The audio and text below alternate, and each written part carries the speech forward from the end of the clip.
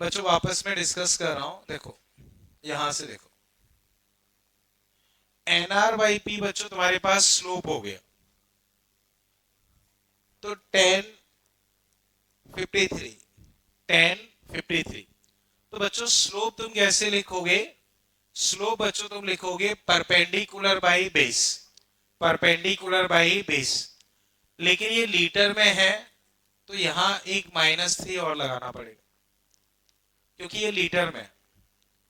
अब n R by P, n तुम्हें दिया है 2, आर 25/3 और पी।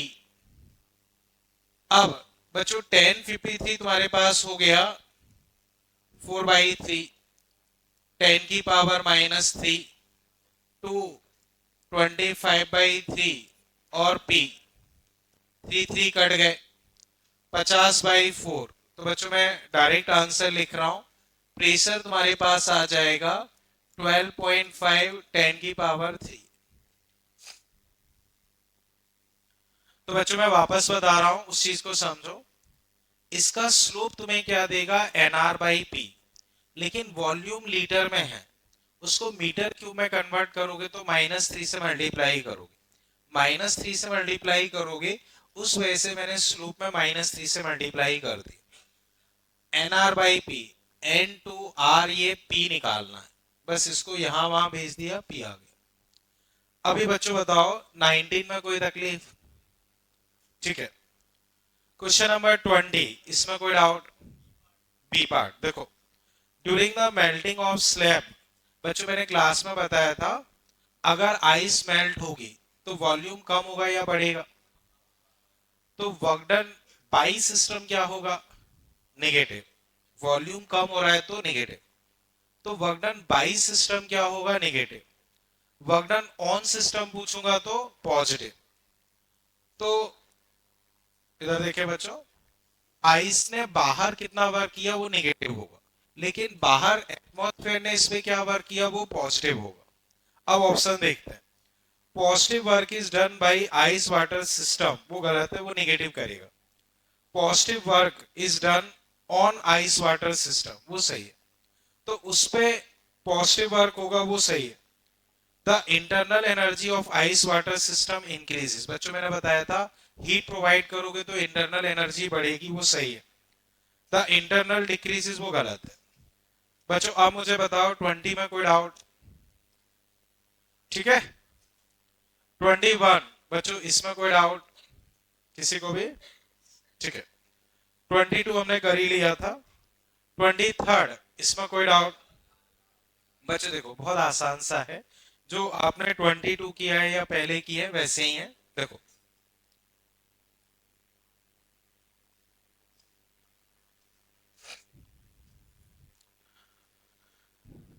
तो बच्चों अब 23, 1 ग्राम वाटर 100 डिग्री सेल्सियस इतना प्रेशर, इसको स्टीम में कन्वर्ट कर दिया, ठीक है भाई। लेटेंट हीट ऑफ वेपोराइजेशन ये है, change in internal energy of water in this process. तो बच्चों देखो वर्क डन लिख रहा हूं, पी डेल्टा वी, प्रेशर तुम्हारे पास है बच्चों 10⁵। अब वॉल्यूम में चेंज, तो फाइनल वॉल्यूम है बच्चों 1841, इनिशियल वॉल्यूम। तो बच्चों 1 ग्राम पानी का वॉल्यूम होता है 1 सेंटीमीटर क्यूब, पानी की डेंसिटी होती है 1 ग्राम/ml या 1 ग्राम/सेंटीमीटर क्यूब। हालांकि यूज करो मत करो उतना फर्क नहीं पड़ता है, but initial volume 1 mall.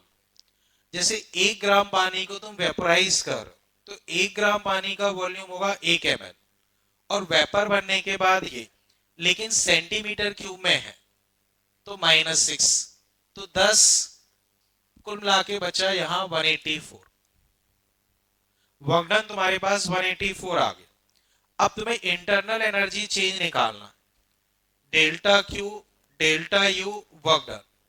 Delta Q तुम्हें दे रखा है कि वेपोराइजेशन की इतनी है, डेल्टा यू निकालना है, वर्क 184, सेपरेट करोगे तो मेरे हिसाब से आंसर आ जाना चाहिए।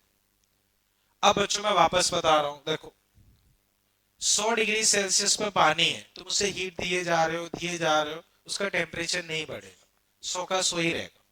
तो वो हीट जा कहाँ रही है, कुछ तो वर्क में जा रही है और कुछ इंटरनल एनर्जी चेंज में। अब तुमने हीट दी इतनी, लेटेंट हीट ऑफ वेपराइजेशन का मतलब है कि इतनी हीट में वो वेपराइज हुआ, इतनी heat the, work P delta we ये आया। अब इंटरनल एनर्जी चेंज निकालना है, वो ये आ जाएगा। अब बताओ बच्चों इसमें कहीं कोई तकलीफ हो? बिल्कुल। देखो मैंने बताया था, एक लाइन बार बार मैंने कई बार बोली है, for fix amount of particular gas के लिए वो टेम्परेचर पे डिपेंड करेगी। ये पॉइंट समझे? अब जैसे मैंने क्वेश्चन डिस्कस किया था आइस वाला भी, तो उसमें यही था, भले ही आइस को हम हीट दे रहे हैं, उसका टेम्परेचर जीरो है, जीरो ही रहेगा जब तक मेल्ट नहीं हो रही, लेकिन इंटरनल एनर्जी बढ़ेगी। और भी मैंने कई एग्जांपल बताए जिसमें टेम्परेचर कांस्टेंट है बट इंटरनल एनर्जी चेंज हो रही है। ठीक है, ओके। अब बच्चों देखो क्वेश्चन नंबर 24, बच्चों बिल्कुल ऐसा ही है, बिल्कुल ऐसा ही है। 1 ग्राम पानी है, अब 1671 हो रहा है, तो 1671 माइनस 1 10⁻⁻6, और प्रेशर तुम लेगो वही 1 एटमॉस्फेरिक। अब इन्होंने कैलोरी में दे दिया, आंसर भी कैलोरी में, तो यहां जो तुम्हारे पास आएगा वो आएगा एक तरीके से 167। 1671 में से एक जाएगा तो 1670, 167 वर्क आएगा। इसको जूल में कन्वर्ट कर लो तो लगभग 40 मान लो, कैलोरी में कन्वर्ट करोगे तो 40 ही आ गया। बोलो कोई डाउट हो? तो इस केस में तुम कैलोरी में कन्वर्ट करोगे तो वो लगभग 40 कैलोरी बैठ जाएगा। 40 कैलोरी बैठ गया तो 540 में से 40 गए, आंसर तुम्हारे पास 500 कैलोरी।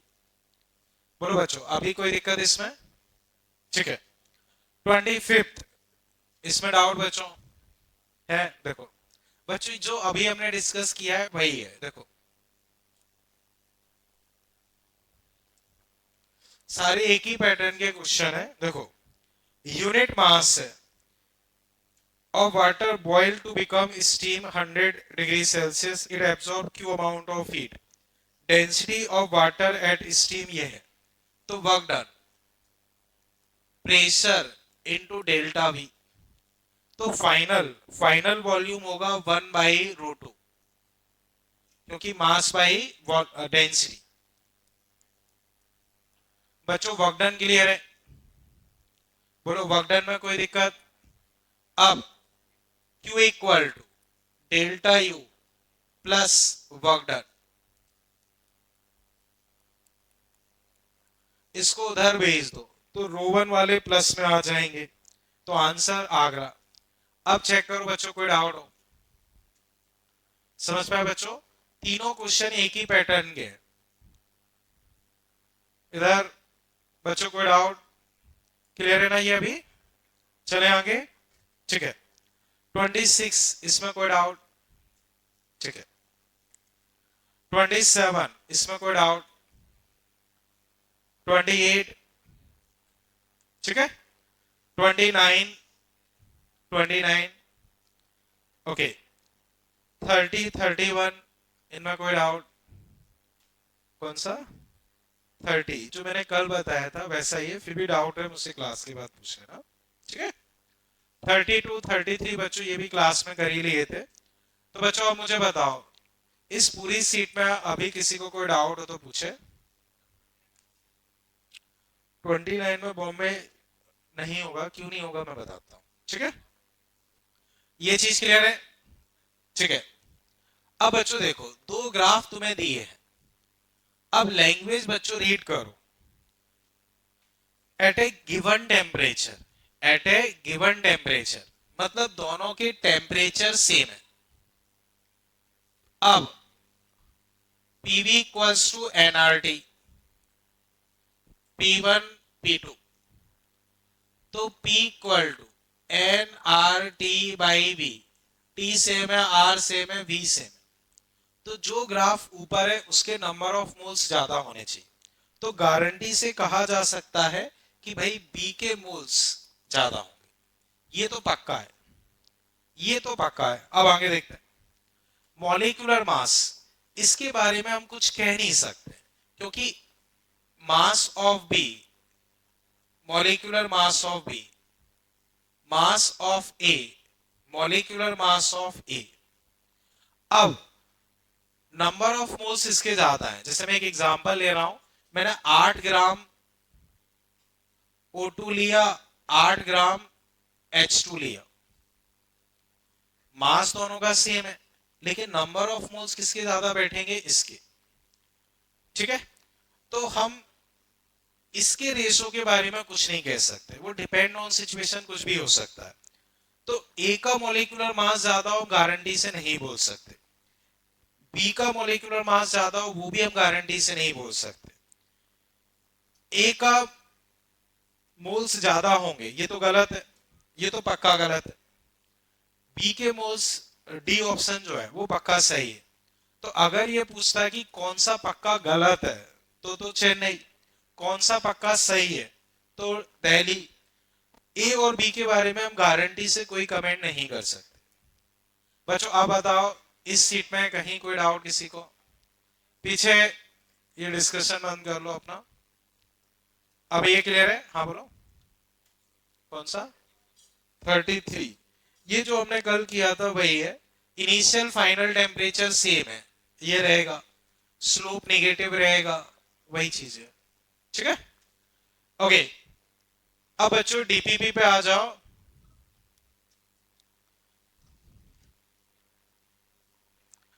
डीपीपी में बच्चों मेरे हिसाब से 29 तक हम कर चुके हैं, 32 तक भी कर चुके हैं। 33 इसमें answer Chennai, 34 answer 50, 35 Agra, 36 Chennai. Okay, Chennai नहीं 60। ठीक, चलो आप देखते हैं बच्चों। 33 में लास्ट में डिस्कस करता हूं। ओके, 34 बच्चों इसमें किसी को डाउट? 34 में किसी को डाउट? 35 बच्चों कर ही लिया था। 36 बच्चों इसमें मैंने शायद ये भी करवा दिया था, 1 मोल मैंने करवा दिया था। तो बच्चों अब बचता है 33। बच्चों हैंड राइज करें जिससे ये हुआ हो, तो बताओ क्या किया? ठीक है, और हैंड राइज करें जिसने किया हो। 33 बोलो कैसे किया? ठीक है, और चलो बच्चों अब मैं डिस्कस कर रहा हूं, इसे देखो। डाई एटॉमिक गैस है, इसे फॉलो कर रही है नेगेटिव मोलर स्पेसिफिक हीट चाहिए। तो आप देखो बच्चों, पॉलीट्रॉपिक प्रोसेस के लिए specific heat R upon alpha -1, ये तुम्हें चाहिए लेस देन 0। नेगेटिव का मतलब लेस देन 0। अब बताओ डायटोमिक के लिए सीबी क्या होगा? डायटोमिक के लिए CB 5/2 R, R alpha x है तो x -1 लेस देन 0। R को उधर भेज दिया, या R कॉमन ले लो जो भी तुम्हें ठीक लगे। अब देखो बच्चों चेक करना अगर मैं कोई मिस्टेक करूं। 5x -5 -2, ठीक है,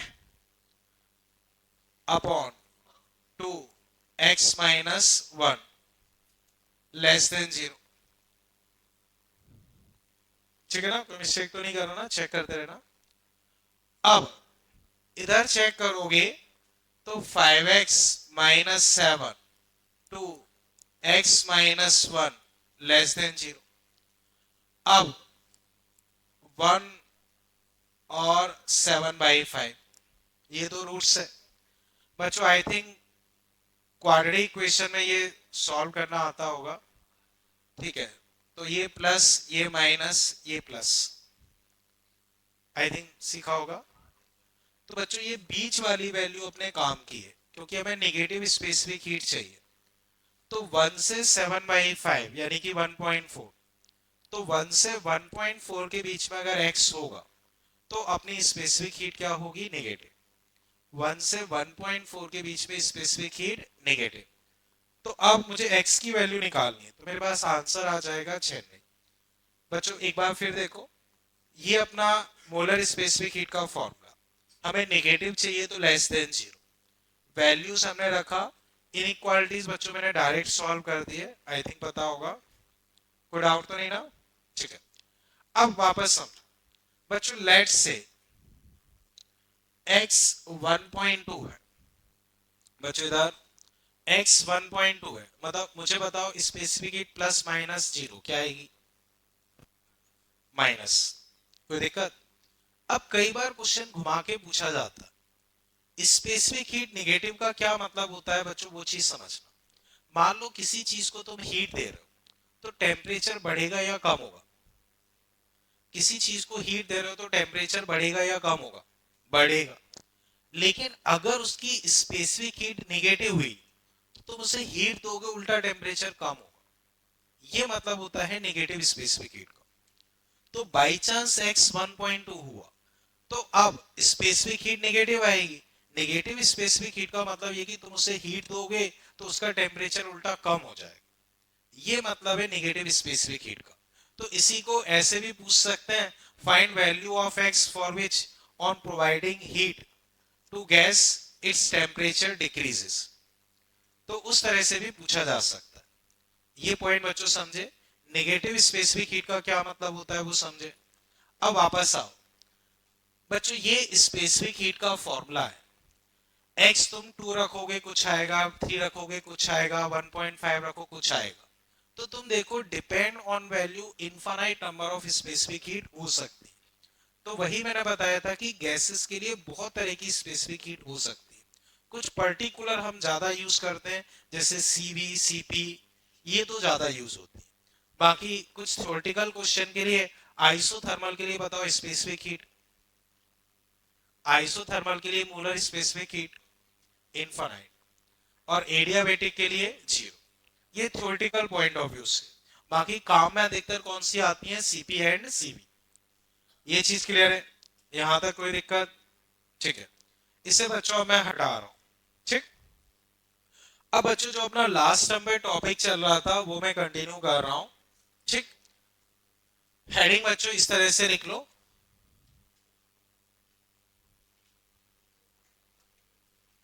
slope of process, slope of process P V power M, M की जगह कुछ और लिख देता हूं, पी वी पावर एक्स लिख देता हूं, चलो एक्स कांस्टेंट।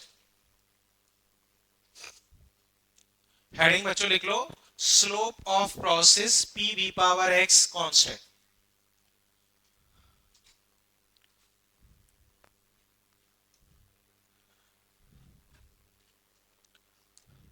तो बच्चों मान लो प्रेशर वॉल्यूम, ग्राफ कोई सा भी हो सकता है, बस एक रैंडमली कुछ भी बना दिया, ग्राफ किसी भी फॉर्मेट का हो सकता है, बस ऐसे एक बना दिया।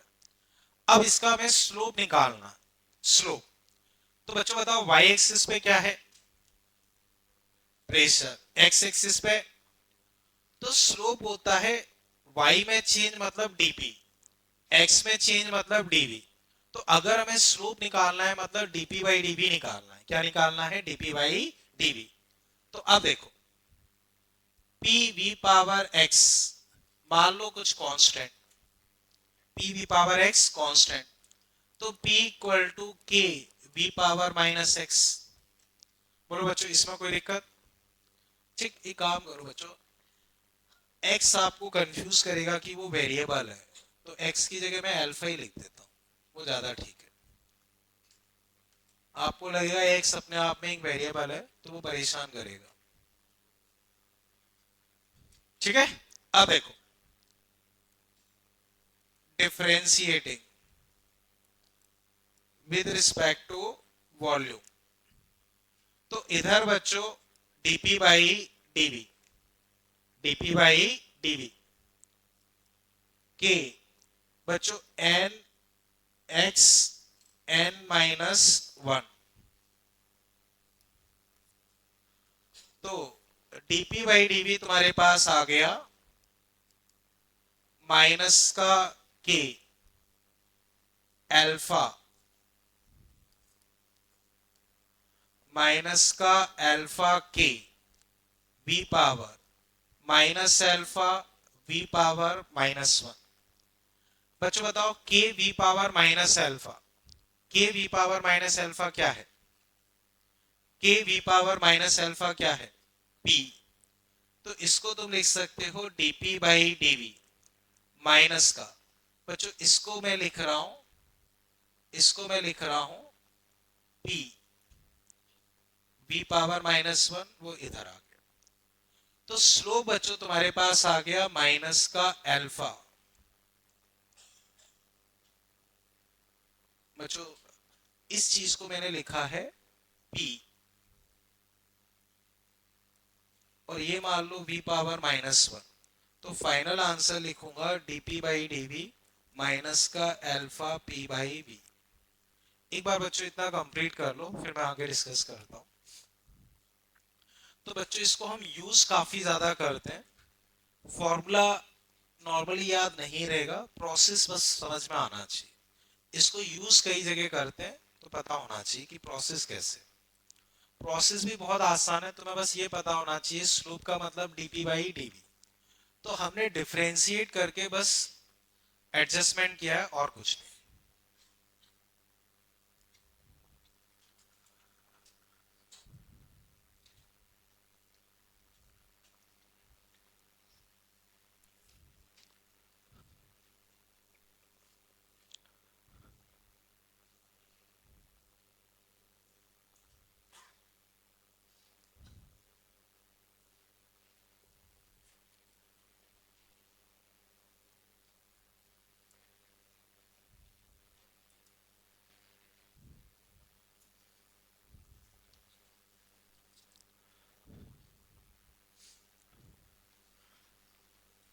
बच्चों इतना कर लिया अभी। तो बच्चों एक बार फिर देखें, P V power alpha constant, we power minus alpha differentiate किया, यहाँ डीपी बाई डीवी के एन एक्स एन -1, इस वी पावर -1 को अलग से लिख लिया।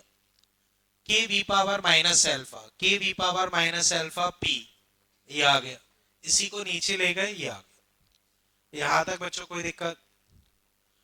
अब बच्चों इधर देखें, देखो कुछ इसमें फॉर्मूले बेस्ड क्वेश्चंस होते हैं, आपको प्रेशर दे दिया, वॉल्यूम दे दिया, जैसे मैं डायरेक्टली बता रहा हूं पी वी स्क्वायर कांस्टेंट, आपको दिया वॉल्यूम 2 मीटर क्यूब, प्रेशर 10, बताओ स्लोप क्या होगा? पीवी ग्राफ का स्लोप क्या होगा? देखो -2 पी बाई वी, तो 10/2। तो उस तरह से फॉर्मूले बेस्ड क्वेश्चन होते हैं, वो तुम डायरेक्ट कर सकते हो। ये चीज समझ गए? तुमको सारा डेटा प्रोवाइड कर दिया और पूछ लिया स्लोप क्या है, तुम डायरेक्ट कर सकते हो। या स्लोप प्रोवाइड कर देंगे, प्रेशर या वॉल्यूम कुछ एक चीज पूछ लेंगे, वो चीज क्लियर है? अब इसका ज्यादा यूज कहाँ आता है वो मैं बता रहा हूँ, वो समझो। इसी में बच्चों जेईई मेंस में जो क्वेश्चंस पूछे गए, इधर बच्चों आवाज नहीं, देखो उसमें एक टर्म ज्यादा पूछा गया है, relative change in pressure, relative change in pressure. तो आगे बच्चों लिख लो relative change in pressure, relative change in pressure. तो रिलेटिव चेंज इन प्रेशर से क्या मतलब हुआ? डीपी बाई पी, यही तो रिलेटिव चेंज इन प्रेशर हुआ। अब यहां से देखो डीपी बाई पी तुम्हारे पास क्या हुआ? माइनस का एल्फा डीवी बाई बी, यही तुम्हारा relative change in pressure. DP by P से क्या मतलब हो गया? Relative change in pressure.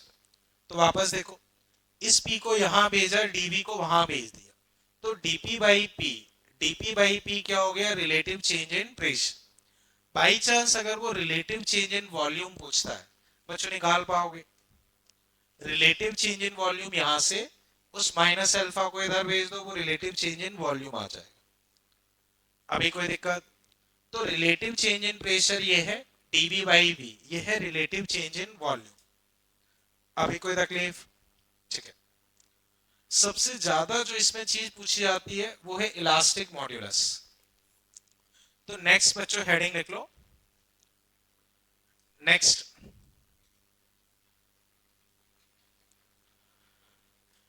Elastic modulus और बल्क मॉड्यूलस। इलास्टिक, हाँ इधर, इलास्टिक मॉड्यूलस और बल्क मॉड्यूलस। इलास्टिक मॉड्यूलस और बल्क मॉड्यूलस। तो बच्चों आप स्टार्टिंग से याद करो, मैंने आइसोकोरिक के लिए तुम्हें बल्क मॉड्यूलस बताया, आइसोबैरिक के लिए बताया, आइसोथर्मल, एडियाबेटिक, पॉलीट्रॉपिक इसके लिए नहीं बताया। उसके पीछे रीजन ये है कि एक फॉर्मूला टाइप अपना बन जाता है, उससे सारे एक साथ निकल आते हैं। तो हम बाकी सबका अभी इसमें डिस्कस करेंगे। तो इन जनरल बच्चों अगर मैं बल्क मॉड्यूलस लिखता हूं तो माइनस का डीपी डीवी बाई वी ये होता है, माइनस का डीपी डीवी बाई वी ये होता है। इसी को बच्चों में ऐसे भी लिख सकता हूं, माइनस का डीपी बाई डीवी वी ऊपर। अब डीपी बाई डीवी बच्चों में यहां से निकाल चुका हूं, तो बल्क मॉड्यूलस मेरे पास आ जाएगा माइनस का alpha P upon V into we.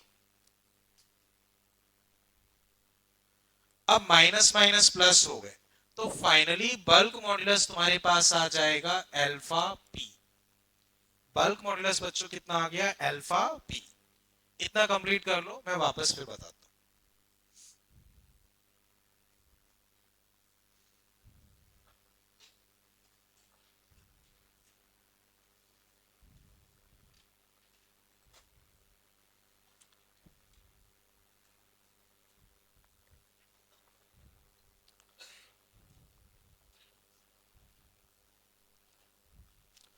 तो बच्चों अब मैं वापस डिस्कस कर रहा हूं, बल्क मॉड्यूलस का ये फॉर्मूला अपने पास होता ही है, ये तो एक बेसिक फॉर्मूला है।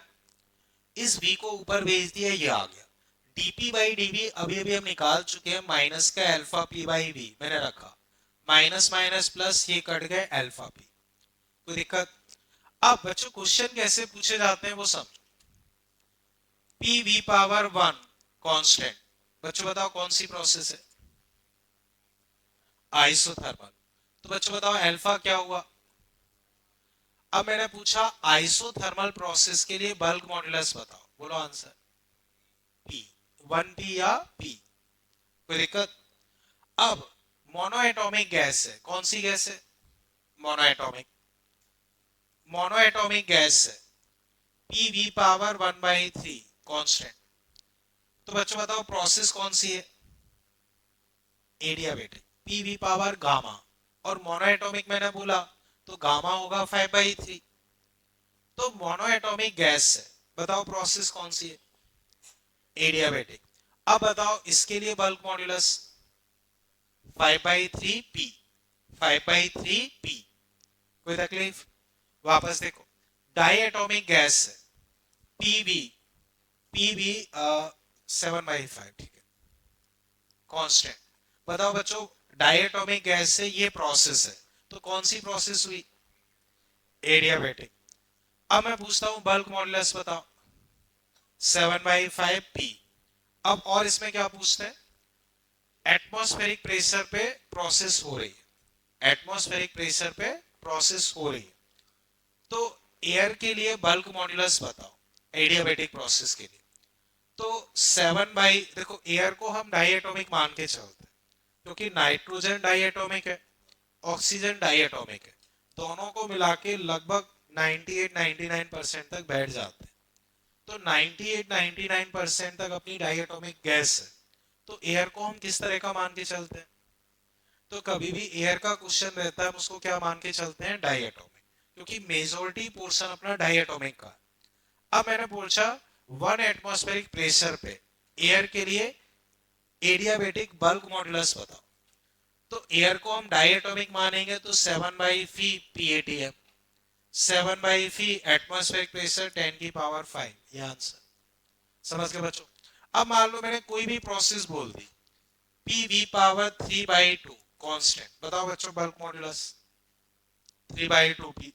इसी को थोड़ा मॉडिफाई करके भी पूछ सकते हैं, जैसे कल हमने पॉलीट्रॉपिक में पढ़ा था टी इंटू वी कॉन्स्टेंट, इसको कन्वर्ट कर लो, कुछ और दे दिया, कन्वर्ट कर लो। अगर बल्क मॉडुलस पूछता है तो पीवी पावर अल्फा में कन्वर्ट करके निकाल सकते।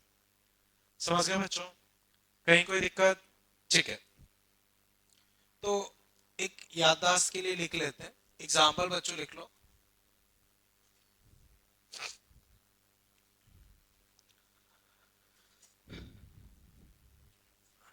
ठीक है, तो इसमें बच्चों लिख लो, राइट बल्क मॉडुलस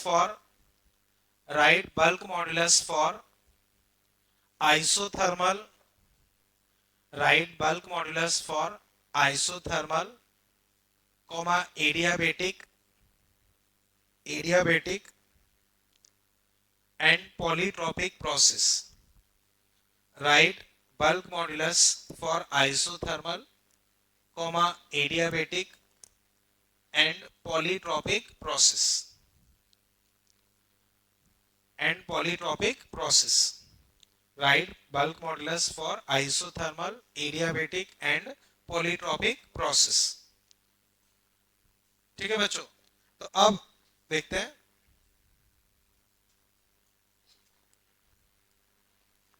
जैसे आइसोथर्मल, आइसोथर्मल के लिए बच्चों क्या हो जाएगा? पी केवल। एडियाबेटिक, इसके लिए क्या हो जाएगा? Gamma P. Gamma depend on gas अलग अलग हो जाएगा। अब पॉलीट्रॉपिक, पॉलीट्रॉपिक के लिए बच्चों अल्फा पी, क्योंकि पॉलीट्रॉपिक मैंने पीवी पावर अल्फा बोला है। ठीक है बच्चों, बस ये हो जाएगा, कर लो। आइसोथर्मल के लिए पीवी पावर वन होता है, तो पीवी पावर वन, या साइड में लिख भी देता हूं। आइसोथर्मल के लिए पीवी पावर वन होता है, तो वन पी। इसके लिए पीवी पावर गामा, तो गामा पी। इसके लिए पीवी पावर अल्फा, तो अल्फा पी। अभी ये क्लियर है बच्चों?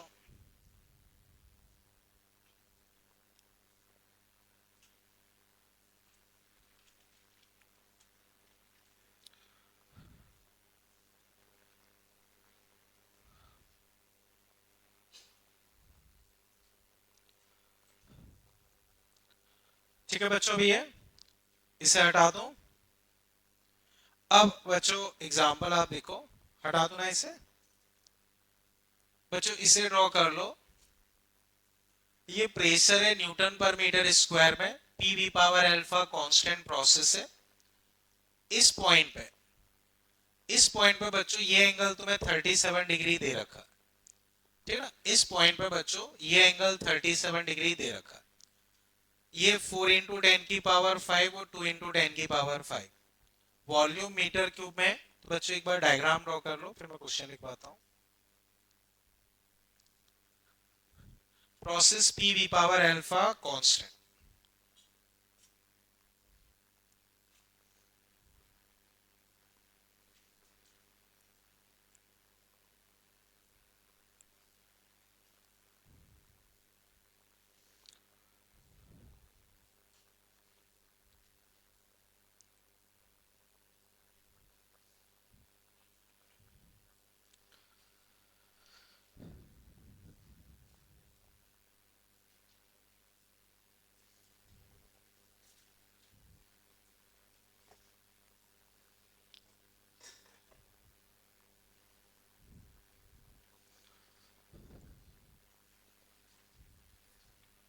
इतना क्लियर है बच्चों? तो बच्चों अब इसमें लिख लो, find value of alpha, find value of alpha, find value of alpha.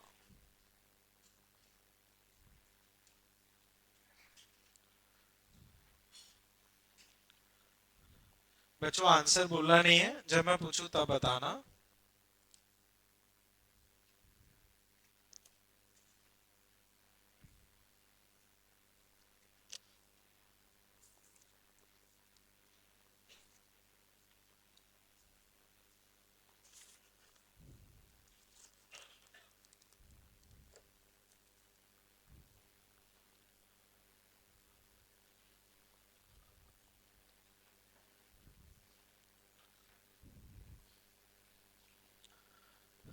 Okay बच्चों, हैंड राइज करें जो आंसर देना चाहें। 3/2 देख लेते हैं।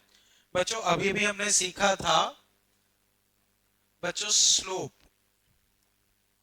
स्लोप स्लोप बच्चों तुम्हारे पास क्या आया था, माइनस का p बाई वी अल्फा। बच्चों सही लिखा है मैंने, यही आया था ना? ठीक है। तो स्लोप 1037, बट बच्चों यहां से एंगल लिया जाता है, ये तो हमने यहां से लिया है, यहां से एंगल लिया जाता है तो माइनस लगा देता, क्योंकि 90 से बड़ा एंगल है तो माइनस। प्रेशर बच्चों 2 इंटू 10 की पावर 5, वॉल्यूम बच्चों 4 इंटू 10 की पावर 5 अल्फा। 10 बच्चों माइनस माइनस प्लस हो गए, 3/4, ये सब कट पिट गए, बचा हाफ अल्फा। तो अल्फा बच्चों यहां पे आ गया 3/2। तो बच्चों अगेन ये प्रोसेस है, इस पॉइंट पे तुम्हें इनडायरेक्टली स्लोप दे दिया है माइनस का 1037, क्योंकि उस साइड से एंगल लिया जाता है, इस साइड से ले रहे हैं तो माइनस लगा रहे हैं। माइनस का 1037, स्लोप हमें पता है, अल्फा हमने निकाल लिया। बताओ बच्चों कोई दिक्कत हो? तो इस तरह के कुछ फॉर्मूले बेस्ड क्वेश्चन इसमें रहते हैं। बट अगर फॉर्मूला नहीं पता हो, प्रोसेस नहीं पता हो, तो बिल्कुल फ्री माइंड से इसे करना काफी टफ पड़ता है, आपको पता ही नहीं चलेगा कि अल्फा कहां से आएगा। ओके बच्चों अभी समझ पाए इसे? कहीं कोई दिक्कत? चले आगे। ठीक है। अब बच्चों नेक्स्ट हेडिंग तुम लिख लो, एडियाबेटिक फ्री एक्सपेंशन।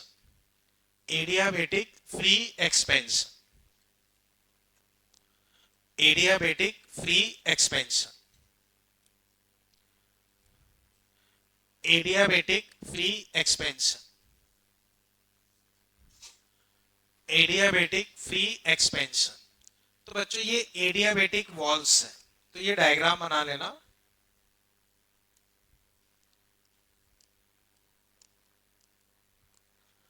ये एडियाबेटिक वॉल्स, ठीक है। अब बच्चों बताओ, इधर तो कोई गैस है, उसका pressure P not, volume we not, temperature T not, ये कोई वॉल्व लगा दिया है, और यहां वैक्यूम है। वैक्यूम है तो बच्चों वैक्यूम मतलब यहां कुछ भी नहीं है। कुछ भी नहीं है तो बच्चों बताओ प्रेशर क्या होगा? जीरो। प्रेशर जीरो, ठीक है। तो इस तरह की सिचुएशन है। तो एक बार बच्चों ये डायग्राम बना लो, फिर मैं आगे चीजें डिस्कस करता हूं।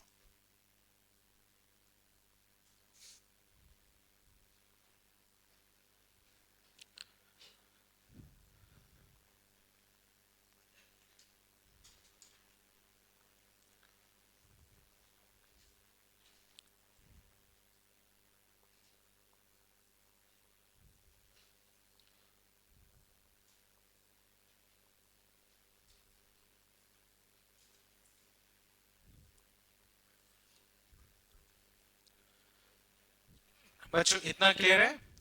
बच्चों अब मुझे बताओ, अगर एडियाबेटिक वॉल्स है, पूरे को हम एक सिस्टम की तरह से ट्रीट करें, तो कहीं से हीट आ या जा सकती है? कहीं से भी हीट आ या जा सकती है? नहीं, नहीं आ जा सकती है। तो डेल्टा क्यू बच्चों बताओ क्या होगा? तो इस पूरी प्रोसेस के लिए डेल्टा क्यू क्या होगा? जीरो। इसमें कोई तकलीफ? ठीक है। अब वापस समझो बच्चों, ये एक्सपेरिमेंट से रिलेटेड है, एक्सपेरिमेंट से, तो उसका प्रॉपर एक्सप्लेनेशन की जगह आपको रिजल्ट मान के चलना है, वो चीज समझो। एक्सपेरिमेंटली ये देखा गया है कि अगर हम वॉल्व ओपन कर दें, वॉल्व ओपन कर दें, तो बताओ गैस कहां जाएगी? वैक्यूम की तरफ, तो उस तरफ एक्सपेंड करेगी।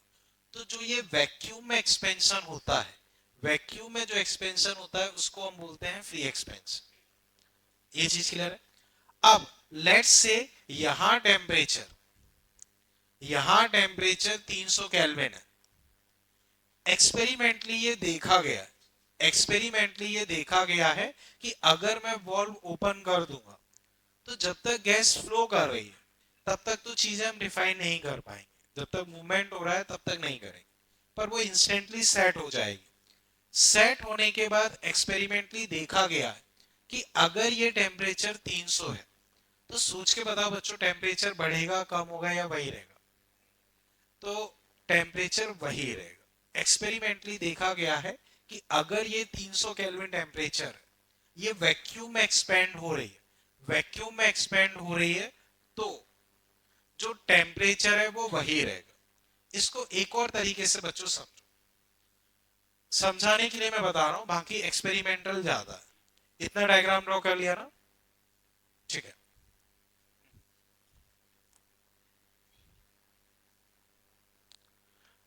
बच्चों मैं इसको एक और तरीके से समझा रहा हूं, उससे तुम्हें समझ में आएगा कि भाई ऐसा क्यों होता है। बच्चों मान लो ये तुमने एक एडियाबेटिक कंटेनर लिया, इसमें तुमने यहां एक पार्टीशन लगा दिया, यहां वैक्यूम है। बच्चों इसको ड्रॉ नहीं करना है, ये केवल समझाने के लिए। बच्चों ये स्लाइडिंग पार्टीशन है, यहां वैक्यूम है, यहां मान लो P not V not T not पे गैस भर दी, पार्टीशन को तुमने पकड़ के रखा है, ये एडियाबेटिक है।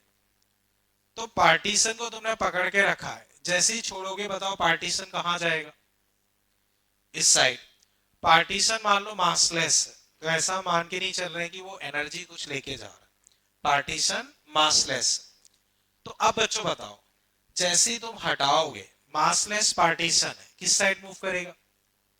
इस साइड। इस साइड मूव करेगा तो यहां वैक्यूम है, बताओ यहां प्रेशर क्या हुआ? यहां प्रेशर जीरो है। तो प्रेशर जब जीरो है तो गैस को किसी के अगेंस्ट वर्क करना ही नहीं है, गैस को किसी के अगेंस्ट वर्क करना ही नहीं है। तो जब वर्क जीरो हो गया, हीट, बच्चों एडियाबेटिक वॉल से तो हीट कितनी हो गई? जीरो। हीट अगर जीरो है तो delta Q delta U plus work done, ये जीरो क्योंकि एडियाबेटिक है, वर्क डन क्योंकि वैक्यूम में एक्सपेंड हो रहा, तो जीरो। तो डेल्टा यू भी बच्चों क्या आ गया?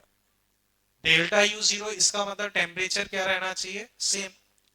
तो उससे पता चलता है कि इनिशियल और फाइनल टेम्परेचर क्या होगा? सेम। बच्चों वैक्यूम में एक्सपेंड कर रही है, तो वैक्यूम में कोई प्रेशर है नहीं, प्रेशर है नहीं, तो इंटीग्रेशन ऑफ पीडीवी, ये चीज तुम्हारी जीरो हो गई। तो गैस को किसी के अगेंस्ट वर्क करना नहीं है, वर्क नहीं करना है, तो वर्क जीरो हो गया, तुम्हारा इंटरनल एनर्जी चेंज जीरो, मतलब टेम्परेचर इनिशियल फाइनल सेम होगा। ये पॉइंट समझे? ओके। तो बच्चों अब इतना ड्रॉ कर लिया ना सबने?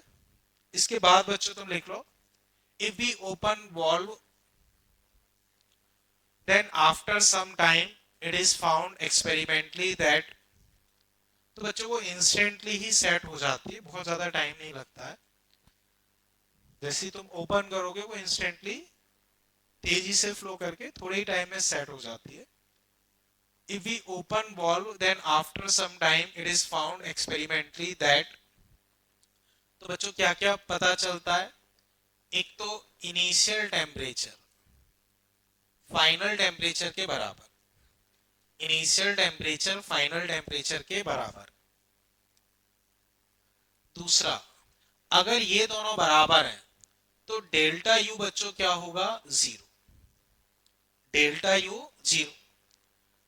हमें पता है एडियाबेटिक है, तो डेल्टा क्यू जीरो। अब ये दोनों जीरो हैं तो बच्चों वर्क डन भी क्या होगा? जीरो।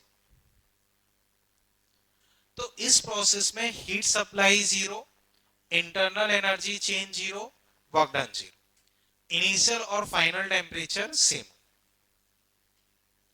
क्लियर है बच्चों? ये इतना कर लिया बच्चों सबने?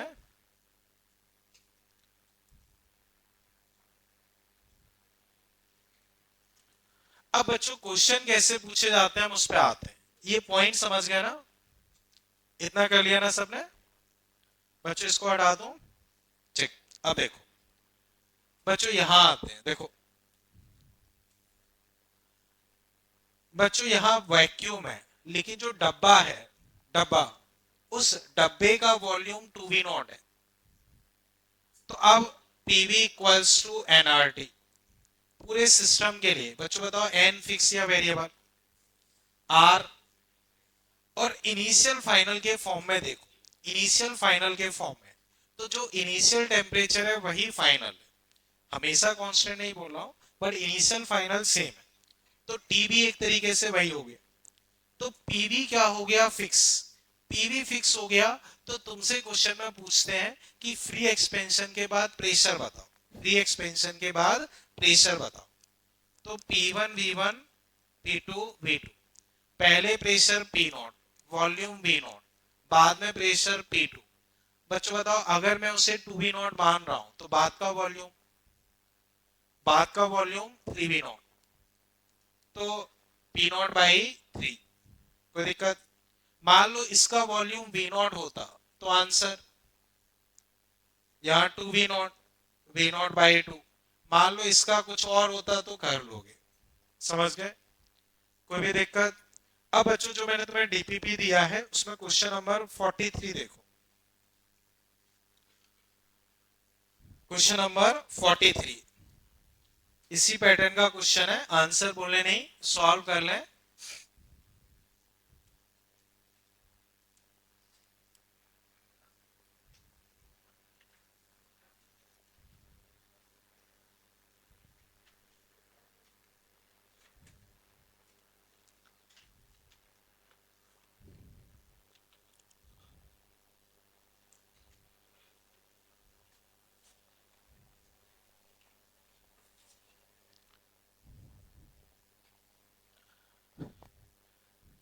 तो बच्चों जो मैंने तुम्हें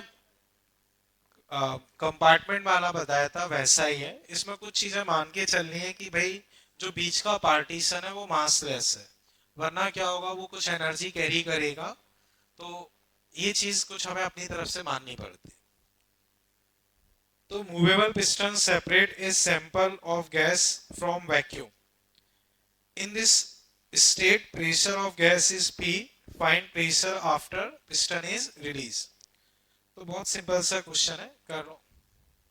बोलो बच्चों आंसर क्या आ रहा है? सही है बच्चों, तो देखो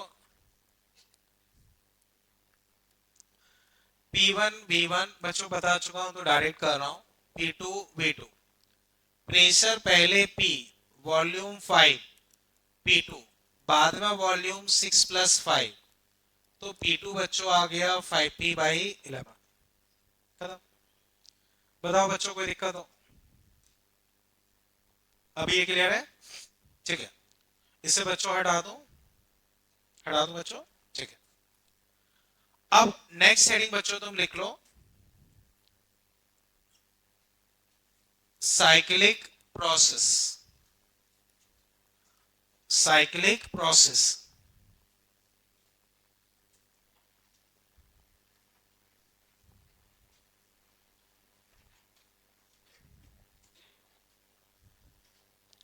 साइक्लिक प्रोसेस। ठीक है बच्चों, अब इसमें बच्चों तुम लिख लो, साइक्लिक प्रोसेस में, in this process, in this process system return to its initial state। in this process system return to its initial state। in this process system return to its initial state after following, after following some process। वापस repeat कर रहा हूं, in this process system return to its initial state after following some process। क्या मतलब बच्चों वो समझो। Cyclic process को बच्चों ऐसे समझो जैसे इस रूम में एसी लगे हुए, तो इनमें साइक्लिक प्रोसेस यूज होती है। आप लोग जो व्हीकल चलाते हो, जो पेट्रोल डीजल कोयले इन सब से चलते हैं, उनमें भी साइक्लिक प्रोसेस यूज होती है। अब ये साइक्लिक प्रोसेस क्या चीज होती है उसे समझते हैं। तो बच्चों ऐसे समझो जैसे मान लो मैं कोई भी पेट्रोल गाड़ी या डीजल गाड़ी, कोयला, सब में एक ही प्रिंसिपल रहता है, उसको समझते हैं। लेट्स से ये एक पिस्टन अरेंजमेंट होता है, इससे मान लो ऐसे व्हील कनेक्टेड होता है, इससे ये शाफ्ट कनेक्टेड रहती है। तो कॉम्प्लेक्स मैकेनिज्म होता है, बट ऐसी सिंपल वे में थोड़ा सा समझा रहा हूं कि मान लो पहले क्या होगी, पेट्रोल इसके अंदर आएगी, पेट्रोल इस पिस्टन के अंदर आई, पिस्टन के अंदर आई, वो बर्न होगी, बर्न होगी तो एक्सपेंड होगी, एक्सपेंड होगी तो ये पिस्टन ऊपर जाएगा, तो पहिया को ऐसे घुमा देगा, पहिए को ऐसे घुमा देगा तो पहिया घूम गया, वो बेल्ट के थ्रू कनेक्टेड रहता है, तो तुम्हारा मान लो बाइक या कार चल जाती है, ठीक है। अब यहां से जो गैस फैली वो हमने बाहर निकाल दी, बाहर निकाल दी, फिर पिस्टन वापस यहीं आ गया, फिर वापस से पेट्रोल अंदर आएगी, फिर वो बर्न होगी, फिर वो ऊपर जाएगा, फिर नीचे आएगा, तो एक ही प्रोसेस बार बार रिपीट हो, एक ही प्रोसेस बार बार रिपीट होगी। तो जहां से शुरू किया था वहीं से प्रोसेस फिर शुरू होगी। तो एक प्रोसेस जो है, पहले मान लो एक्सपेंड हुई फिर कंप्रेस हुई, एक्सपेंड हुई फिर कंप्रेस हुई, दो तीन प्रोसेस मिला के जहां से उसने स्टार्ट किया वहीं से वो फिर आएगी। अब जो एयर कंडीशंस रहते हैं उनमें भी यही फंडा रहता है। जैसे बच्चों, अगर तुम देखोगे तो रेफ्रिजरेटर के पीछे तुम देखोगे ऐसे ट्यूब्स रहती हैं, और कुछ ट्यूब्स बच्चों यहाँ उसके अंदर फ्रीजर में होती है। जैसे फ्रीजर का जो डब्बा होता है उसको देखोगे तो चारों तरफ ऐसे ट्यूब से बाउंड रहता है, तो ये ट्यूब्स यहाँ रहती हैं, ये ट्यूब्स यहाँ रहती हैं, तो इनके अंदर या तो फ्रीऑन गैस यूज करते हैं या अमोनिया गैस यूज करते हैं। इधर तुम, हाँ आवाज बंद कर लो, तो फ्रीऑन गैस यूज करते हैं या अमोनिया गैस यूज करते हैं। अब होता यह है, इसमें कंप्रेसर होता है, कंप्रेसर नाम सुनाओ, वो मोटर कंप्रेसर एक रहता है। तो जब ये गैस फ्रीजर की साइड जाती है तो उसको एक्सपेंड करवाया जाता है, एक्सपेंड करवाया जाता है तो ये बहुत ठंडी हो जाती है, ठंडी होने की वजह से ये ट्यूब्स ठंडी हो गई, ट्यूब्स ठंडी हो गई तो वो एरिया ठंडा हो गया और फ्रीजर को काफी ठंडा रखता है। अब वही गैस को घुमा के फिर यहां लाते हैं, यहां उन गैस को कंप्रेस किया जाता है, कंप्रेस करते हैं तो वो गैस काफी गर्म हो जाती है, गर्म हो जाती है, तो जैसे फ्रिज के पीछे या एसी के पीछे तुम देखोगे गर्म हवा आती है क्योंकि वो ट्यूब्स गर्म होती है, और फैन के थ्रू हवा पीछे आती है। अब वापस ये गैस यहाँ जाएंगी, उन्हें एक्सपेंड करेंगे, यहाँ आएगी तो कंप्रेस, यहाँ एक्सपेंड, यहाँ कंप्रेस, तो एक ही प्रोसेस बार बार चलती रहती है, इसको हम बोलते हैं साइक्लिक प्रोसेस। समझ गए? तो साइक्लिक प्रोसेस में बच्चों होता क्या है, दो या तीन या चार प्रोसेस रिपीट करने के बाद वो अपनी इनिशियल स्टेट में आ जाता है। ये पॉइंट क्लियर है? ओके, अब बच्चों मुझे बताओ, इंटरनल एनर्जी चेंज प्रोसेस पे डिपेंड करता है क्या? तो वापस मुझे बताओ, इंटरनल एनर्जी चेंज प्रोसेस पे डिपेंड करता है क्या? नहीं करता। तो कंप्लीट साइकिल के लिए, कंप्लीट साइकिल के लिए बताओ इंटरनल एनर्जी चेंज क्या होगा? तो कंप्लीट साइकिल के लिए इंटरनल एनर्जी चेंज जीरो। जैसे मान लो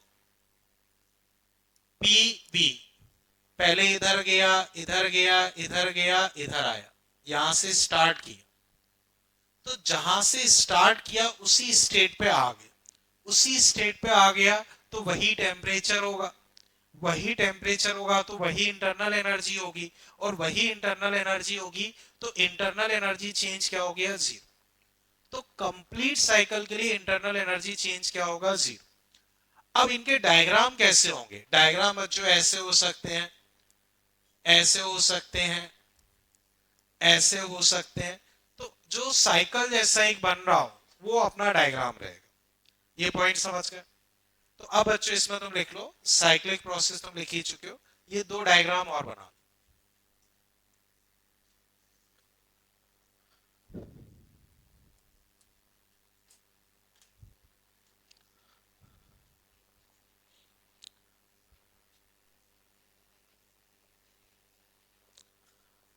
बच्चों इधर फोकस करें।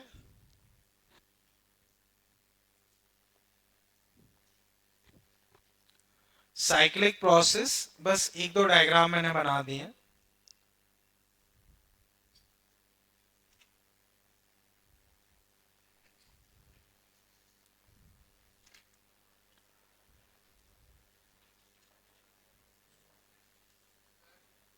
हाँ बिल्कुल हो पाता है। देखो ये टाइम नहीं है, ये डाउट शायद किसी और ने भी पूछा था। खैर मैं बताता हूँ। देखो सेम टाइम पे वो दो जगह नहीं हो सकता।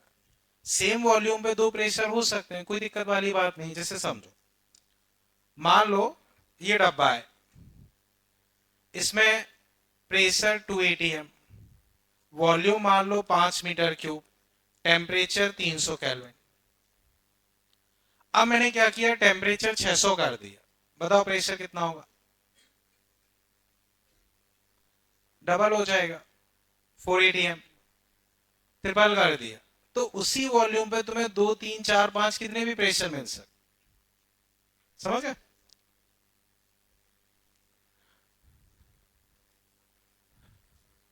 ओके बच्चों, इतना ड्रॉ कर लिया। तो बच्चों अब मुझे बताओ, कंप्लीट साइकिल के लिए, कंप्लीट साइकिल के लिए इंटरनल एनर्जी चेंज क्या होगा? कोई दिक्कत? एक और बच्चों में लिखवा रहा हूं, उसको एक्सप्लेन अभी थोड़ी देर बाद करूंगा। कई बच्चों के दिमाग में रहता है, मैं पूछता हूं वर्क डन बताओ, वर्क डन क्या होगा? Work done non zero. कई बच्चों को लगता है साइकिल है, घूम फिर के वहीं आ गया, वर्क डन जीरो। गलत है। इसमें वर्क डन होता है पीवी ग्राफ की साइकिल के अंदर का एरिया, पीवी ग्राफ की साइकिल के अंदर का एरिया। ऐसे ये जो एरिया है वो तुम्हारा वर्क डन होगा। अब साइन कैसे डिसाइड करोगे? बच्चों बताओ, साइकिल क्लॉकवाइज है या एंटी क्लॉकवाइज? तो अगर क्लॉकवाइज साइकिल है तो वर्क डन पॉजिटिव, और अगर एंटी क्लॉकवाइज साइकिल है तो वर्क डन नेगेटिव। कैसे आता है वो भी अभी मैं बताऊंगा। तो बच्चों इतना और नोट कर लो, इस केस में पॉजिटिव, इस केस में negative.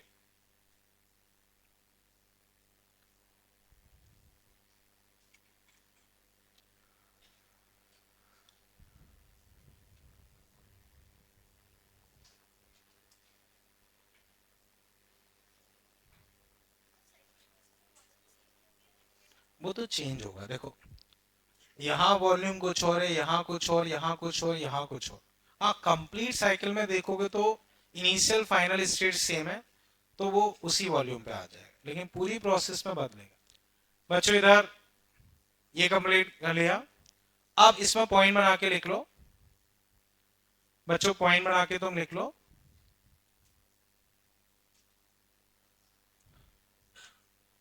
For complete cycle, for complete cycle internal energy change will be zero. For complete cycle, internal energy change will be zero.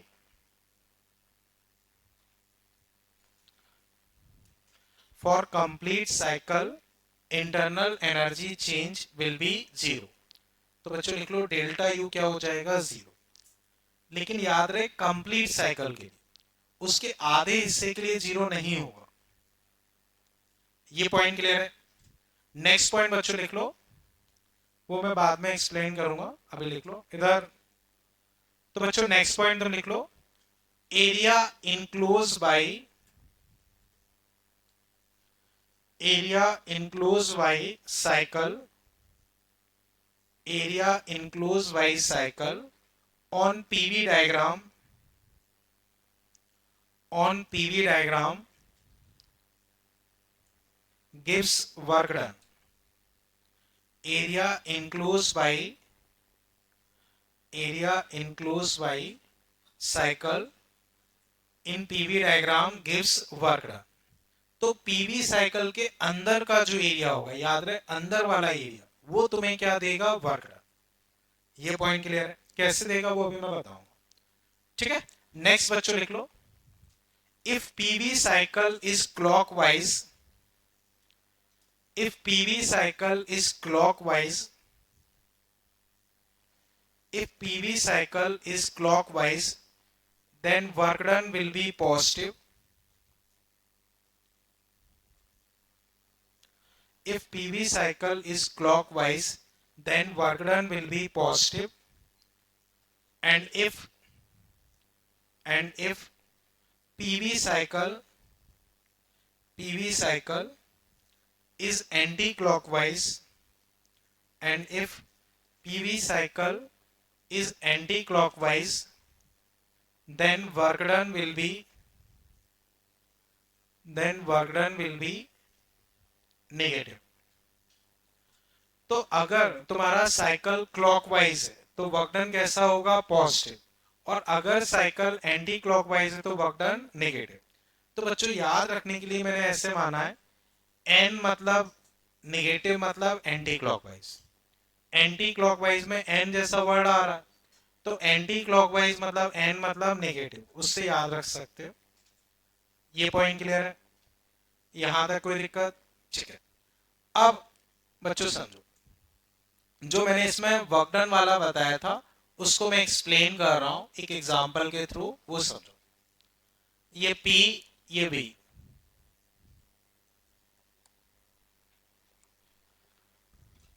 बच्चों मान लो ये सिचुएशन,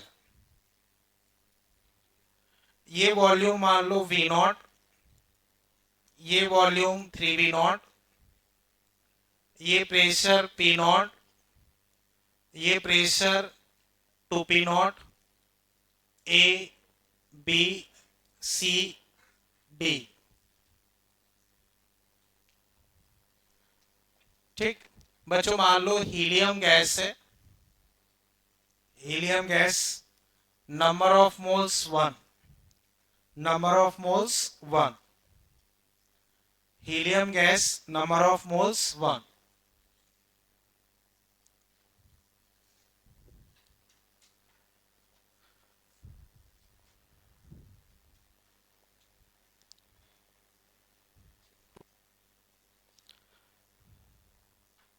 ठीक,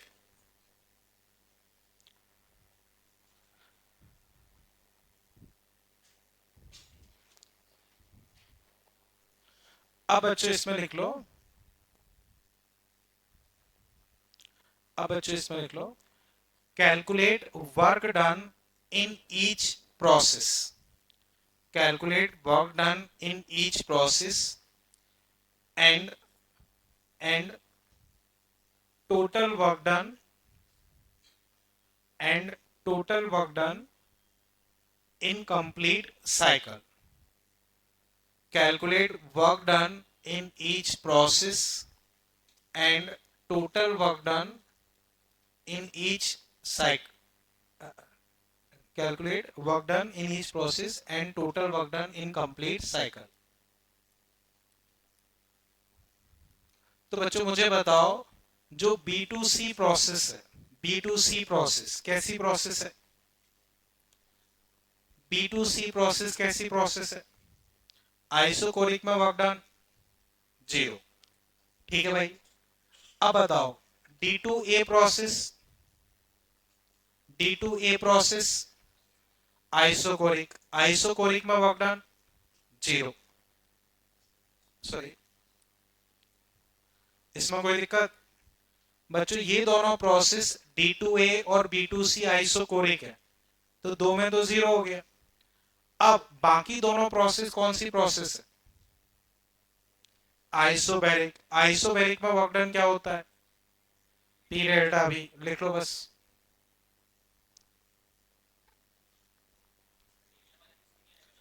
बताऊंगा वो कंप्लीट साइकिल के लिए, इंडिविजुअल में एरिया नहीं लगेगा। इंडिविजुअल में भी एरिया लगा सकते हो, बट फिर नीचे तक का एरिया लेना होगा जैसे पहले करते थे। तो अब देखो बच्चों, ए से बी, ए से बी अगर मैं वर्क डन लिखूंगा तो प्रेशर है 2P0 और change in volume 3V0 minus V0, तो 2 की जगह आ जाएगा 4P0 V0। बताओ कोई तकलीफ? अब C2D प्रेशर है P0, change in volume V0 minus 3V0, तो माइनस का 2P0 V0। बताओ बच्चों कोई तकलीफ हो? तो आइसोबैरिक प्रोसेस से ये निकला है। ठीक है भाई। अब टोटल वर्क डन अगर मैं लिखता हूं, टोटल वर्क डन, तो टोटल वर्क डन बच्चों इन दोनों को ऐड कर दो, कितना आ गया? 2P0 V0, ये आ गया। ये समझे? तो पूरी साइकिल का टोटल वर्क डन कितना आया, 2p0 v0। अब इसके अंदर का अगर मैं एरिया निकालना चाहूं तो बच्चों ये कितना है, 2v0, ये कितना है, p0। तो हाइट इंटू विड्थ कितना आ रहा है, 2p0 v0। तो अगर मैं स्टेप बाय स्टेप निकाल के सबको जोड़ दूं, मेरे पास 2p0 v0, और साइकिल के अंदर अंदर का एरिया निकालूं तो भी मेरे पास क्या आ रहा है, 2p0 v0। यानी कि साइकिल के अंदर का एरिया मुझे क्या देता है, वर्क डन। बच्चों इतना समझे? बच्चों समझो, याद रहे जो मैंने रिजल्ट बताया वो पीवी के लिए। कई बार वी और पी का ग्राफ दे दिया जाता है तो उसमें रिजल्ट उल्टा हो जाएगा। क्लॉकवाइज साइकिल में निगेटिव हो जाएगा, एंटी क्लॉकवाइज में पॉजिटिव। अगर वी और पी का ग्राफ होगा तो रिजल्ट उल्टा हो जाएगा। बच्चों ये पॉइंट समझे? अब वापस देखो, इसी में बच्चों नेक्स्ट लिख लो सेकंड पार्ट। सेकंड पार्ट बच्चों,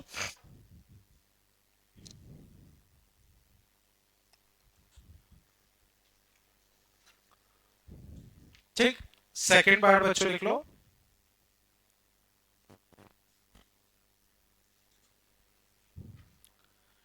calculate calculate heat supplied calculate heat supplied in each process, calculate heat supplied in each process। तो अब बच्चों हीट सप्लाई निकालना है, तो दो तरह की प्रोसेस है, आइसोबैरिक एंड आइसोकोरिक। बताओ आइसोबैरिक के लिए स्पेसिफिक हीट को किससे डिनोट करते हो, आइसोकोरिक के लिए specific heat CV, isobaric monoatomic के लिए सीवी, और डायरेक्ट सीपी 5/2 r। अब मान लो जैसे मैं हीट लिखना चाह रहा हूं तो delta Q A B n Cp delta T n one Cp बच्चों 5/2 r। टेम्परेचर, टेम्परेचर बच्चों होता है PV by N R, n तो 1 है तो पीवी, तो फाइनल इनिशियल, तो फाइनल लिखूंगा 2p0 3v0 1r minus initial 2p0 v0 1r। बच्चों r कट गया, 6 में से 2 गया 4, 4 इससे कट गया तो मैं फाइनल लिख रहा हूं 10r। अब बच्चों ऐसे ही तुम B2C चारों प्रोसेस के लिए निकाल, समझ गए बच्चों? देखो T final minus T initial, तो T PV by N R, तो यहां टेम्परेचर लिखोगे, देखो टेम्परेचर में लिख रहा हूं T equal to PV by N R. A पे टेम्परेचर, ए पे temperature 2p0 v0 by 1r। ऐसी बी पे 2p0 3v0 1r। सी पे लिखोगे तो p0 3v0 1r। डी पे लिखोगे तो p0 v0 1r। अब फाइनल माइनस इनिशियल करना, तो फाइनल है बी वाला, इनिशियल है ए वाला, तो बी पे है अपना 2p0 3v0 by 1r minus initial ए वाला। बच्चों ऐसे ही बाकी कर लो फटाफट। हाँ बिल्कुल सही बोल रहे हो, आर तो कट जाएगा, तो बच्चों ये आएगा 10p0 v0। बताओ बच्चों इसमें कोई तकलीफ हो? ऐसे बच्चों बाकी कर लो। ये वाला समझ पाए ना? इधर बच्चों बाकी कर लो। जैसे मैंने ए भी बताया बच्चों, ये क्वेश्चन एक बहुत स्टैंडर्ड क्वेश्चन है, इधर तुम मैंने मना किया है ना उसको समझ लो या फिर वहीं बैठा करो तुम, ठीक। अब वापस समझो बच्चों, ये क्वेश्चन एक काफी फेवरेट क्वेश्चन है, कई बार हर एग्जाम में पूछा गया। इसका कभी कुछ पार्ट पूछ लेते हैं, कभी कुछ पार्ट पूछ लेते हैं, लेकिन ये क्वेश्चन एक काफी फेवरेट क्वेश्चन है, हर एग्जाम में कई कई बार पूछा गया। क्लियर है? बस ये रहता है डेटा थोड़ा सा बदल जाता है। P not, two P not, V not या तो टू वी नॉट कर देते हैं, या थ्री वी नॉट कर देते हैं, या थ्री पी नॉट कर देते हैं। बस इतना ही चेंज रहता है, बाकी कुछ नहीं रहता।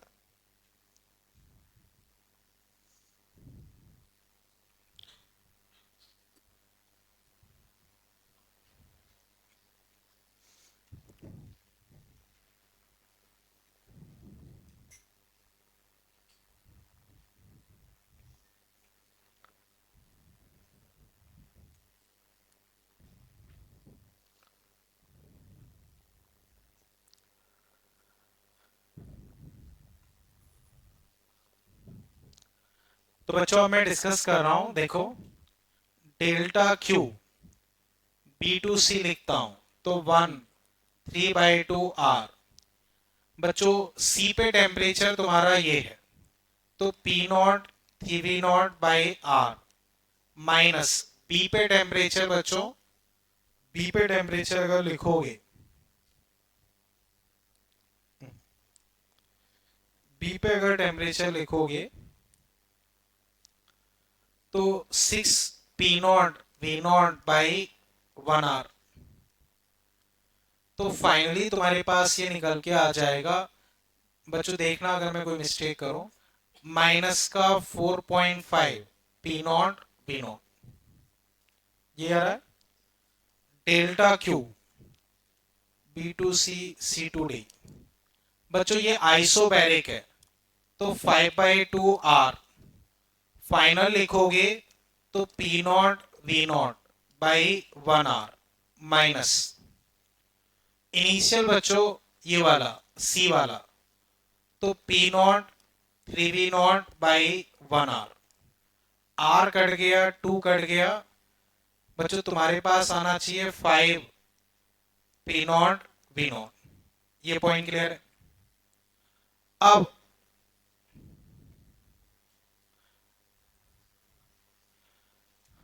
ठीक है, अब delta Q D N 3/2 R। बच्चों आइसोकोरिक है। Final final 2P0 V0/1 R initial P0 V0/1 R। तो बच्चों ये R कट गया, P0 V0 1.5 P0 V0। बच्चों इतना चेक करो, इसमें कोई दिक्कत हो, इसमें कहीं कोई दिक्कत, कर लो फटाफट।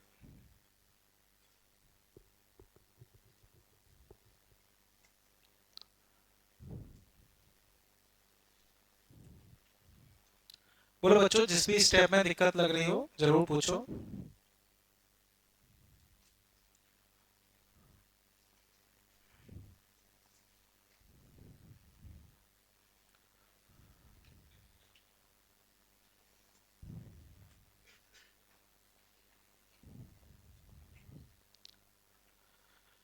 बच्चों इतना कर लिया। अब बच्चों मुझे बताओ, पूरी साइक्लिक प्रोसेस के लिए डेल्टा यू क्या होता है? 0। अब सारी हीट को तुम जोड़ दो, सारी हीट को जोड़ के देखो बच्चों, बताओ क्या आ रहा है। सारी हीट को जोड़ के देखो, हीट को देखो, 10 में से ये गए, बचे 0.5, 0.5 और ये बचे माइनस के 4.5। बच्चों वापस समझो, देखो माइनस के हैं 9.5, प्लस के हैं 11.5। तो 11.5 में से 9.5 जब बचेंगे, क्या बचेंगे कितने? 2P0 V0। बच्चों बताओ वर्क डन कितना है? वर्क डन अभी हमने निकाला था पूरे साइकिल का, 2P0 V0। तो delta U plus work done पूरी साइकिल के लिए डेल्टा यू 0 है, तो हीट सप्लाइड किसके बराबर हो जाएगी? वर्क डन के। तो टोटल हीट एक्सचेंज किसके बराबर होगा? वर्क डन के। बच्चों चेक कर सकते हो, सारी हीट को जोड़ोगे वो वर्क डन के बराबर आ रहा है, क्योंकि डेल्टा यू 0 होता है। ये चीज क्लियर है? इसमें कहीं कोई दिक्कत? ठीक है, इसी में बच्चों आगे लिख लो। इतना कर लिया ना? थर्ड,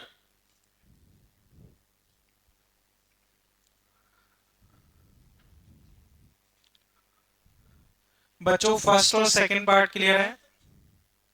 थर्ड पार्ट बच्चों लिख लो, कैलकुलेट इफिशियंसी ऑफ साइकिल।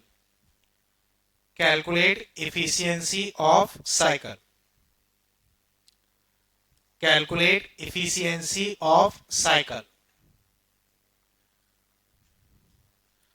तो इफिशियंसी बच्चों तुम्हारी होती है वर्क अपॉन हीट सप्लाइड। बच्चों बताओ पूरी प्रोसेस के लिए वर्क डन कितना है?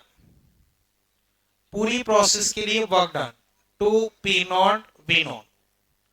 अब हीट केवल सप्लाई वाली, केवल सप्लाई वाली बाहर निकल रही है वो नहीं, जो सप्लाई हीट की है वो।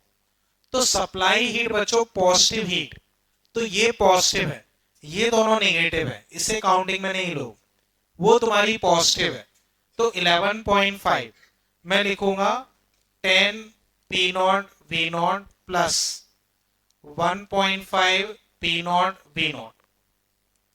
तो 2/11.5, 2/11.5 या 4/23, ये तुम्हारी इफिशियंसी होगी। परसेंटेज में चाहिए तो 100 से मल्टीप्लाई करो। अब बच्चों चल क्या रहा है वो मैं बताता हूं। साइक्लिक प्रोसेस, बच्चों इधर देखें, साइक्लिक प्रोसेस में कई सारी प्रोसेस होंगी, जैसे यहां 3-4 प्रोसेस थी, तो ऐसे ही इंजन में भी 3-4 प्रोसेस रहती है।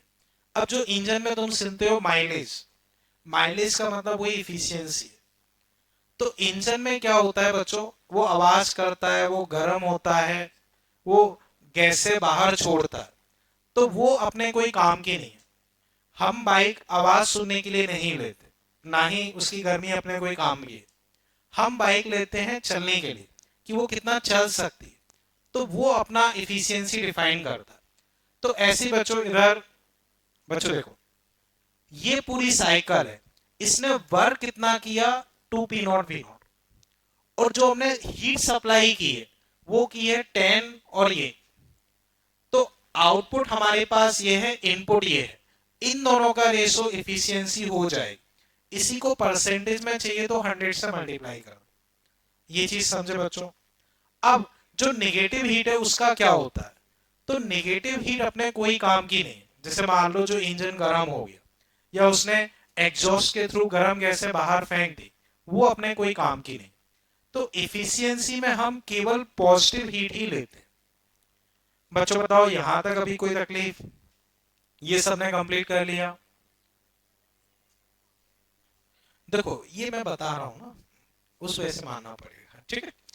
ओके बच्चों इसे हटा दूं अभी मैं, इसमें कोई तकलीफ? ठीक। अब नोट करके बच्चों एक दो पॉइंट और लिख लो। नोट करके बच्चों एक दो पॉइंट लिख लो। For cyclic process, for cyclic process, for cyclic process efficiency, efficiency इसको हम कई बार ऐसे ईटा से डिनोट कर देते हैं, वो हो जाता है आउटपुट बाय इनपुट। आउटपुट बच्चों अपने पास होता है वर्क, और इनपुट होता है हीट सप्लाइड, ठीक है? Total heat supplied. Heat supplied से मतलब जो प्लस में आ रही है केवल उसे काउंटिंग में लोगे, माइनस वाले को काउंटिंग में नहीं लो। क्लियर है बच्चों? अब अभी भी बच्चों मैंने तुम्हें बताया कि जो वर्क होता है, सभी हीट को तुमने ऐड कर दिया था, सभी हीट को तुमने ऐड कर दिया था, तो तुम्हारा वर्क डन के बराबर आ रहा था।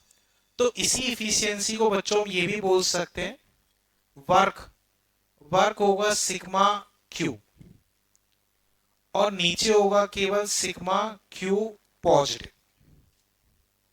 सिग्मा क्यू सभी तरह की हीट को जोड़ दो, तो बच्चों चारों को हमने जोड़ दिया था तो वो हीट आ गई थी। इसी को ऐसे भी लिख सकते हो, sigma Q positive minus sigma Q negative upon sigma Q positive.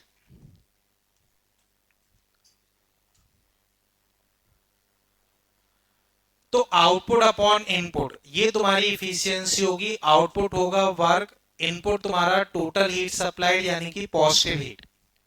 अभी भी बच्चों मैंने समझाया वर्क किसके बराबर है, net heat exchange. Net heat exchange का मतलब पॉजिटिव से नेगेटिव सब्ट्रैक्ट करो। तो याद करो सबको हम जोड़ रहे थे तो वर्क डन के बराबर आ रहा था। तो वर्क को हम नेट हीट एक्सचेंज या सारी हीट का समीशन लिख सकते हैं, लेकिन नीचे केवल पॉजिटिव हीट रखोगे। नीचे क्या रखोगे, केवल पॉजिटिव हीट जो सप्लाई कर। ये पॉइंट बच्चों समझे, ठीक है। बस ये आ जाएगा, यहां तक बच्चों कोई तकलीफ? ओके। अब बच्चों इसमें तुम देखो क्वेश्चन नंबर 44, 45, 46 एक बार बच्चों अटेम्प्ट करो, फिर मैं डिस्कस करता हूं।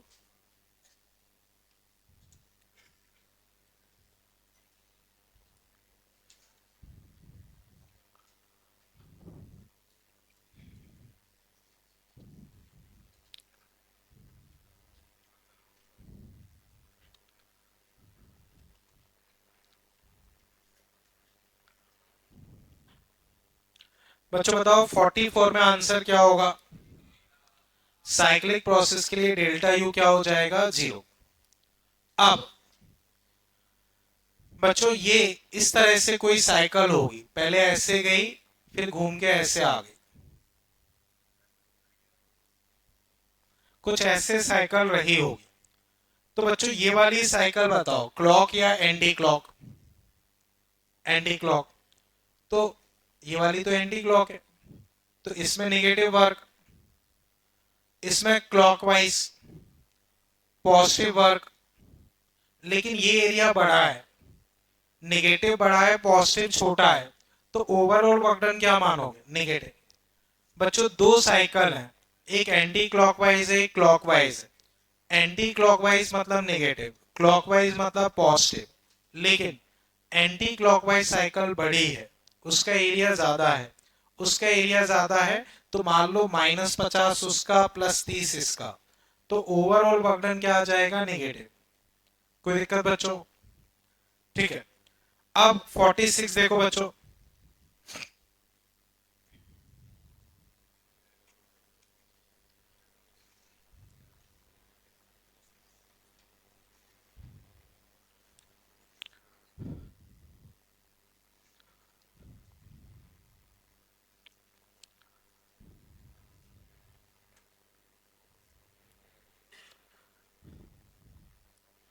बच्चों ये ट्राइंगल तुम्हें दिया है, ये देखोगे तो 2v0 से 5v0 मतलब 3v0, और इसे देखोगे तो 4p0। तो बच्चों साइकिल के अंदर का एरिया, साइकिल के अंदर का एरिया, तो ये एरिया निकालना है। 1/2 बेस इंटू हाइट, कितना आ गया, 6p0v0। तो बच्चों आंसर क्या होना चाहिए, 6। याद रहे साइकिल के अंदर का एरिया तुम्हें वर्क डन देगा। ये पॉइंट क्लियर है, ठीक है। अब बच्चों देखो इसमें अप टू क्वेश्चन नंबर 51 तक तुम अटेम्प्ट कर सकते हो, तो उतना बच्चों कर लेना अप टू क्वेश्चन नंबर 51। बाकी जो क्विज रहेगा उसमें अभी तक जो हमने पढ़ लिया है उतना आ जाएगा। ठीक है बच्चों, मिलते हैं फिर, थैंक यू।